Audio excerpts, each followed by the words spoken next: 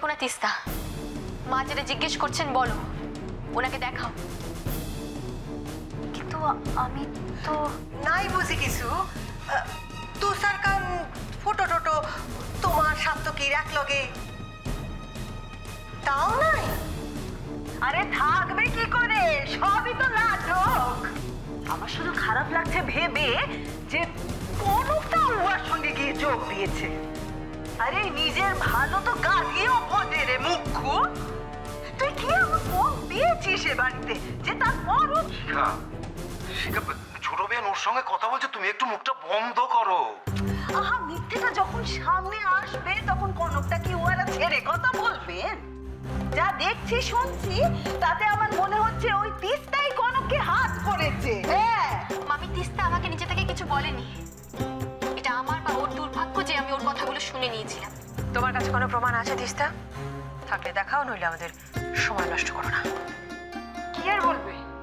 চারটে সাজানো মিথ্যে কথা বলবে। হ্যাঁ, সেটাই বলুক, অন্তত সেটাই বলুক। দেখি ও প্রমাণস্বরূপ কি দেখাতে পারে। আমারই একটা ভুল হয়ে গেছে।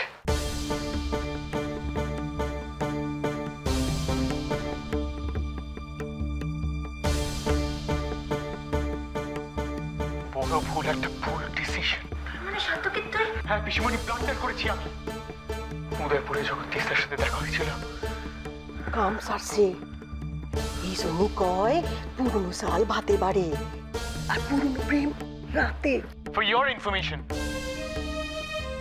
উদয়পুরের হোটেলের রিসেপশনে দেখা হয়েছিল আমার তিস্তার সাথে। Excuse me? Yes sir. তারপরে ওই হোটেলে তুই থাকতে গেলি কেন? সেটাই তো আমার ভুল জেঠুমণি। তিস্তার কথা না শুনে ওই হোটেলে না থেকে অন্য কোথাও ওঠা উচিত ছিল। তাহলে অন্তত কনকের ব্রেন ওয়াশ করার সুযোগ পেত না। সাত্তকী, আমি তোমাকে যে কথা দিয়েছিলাম সেটা তো রেখেছি। বিশেষ দরকার না থাকলে আমি তো তোমাদের ধারে কাছে যাইনি। তার কারণ এটা খুব বড় একটা গেম স্ট্র্যাটেজি তোমার। সাত্তকী, তুমি কি তোমাকে মুখ খুলতে বাধ্য করছো এবার? কি বলবে তুমি? কি বলবে তুমি? আর কত মিথ্যে কথা বলতে পারো আমিও শুনতে চাই। তুমি আমার উপর যা রাগ করো করো, একবার এই বাচ্চাটার মুখের দিকে তাকিয়ে দেখো।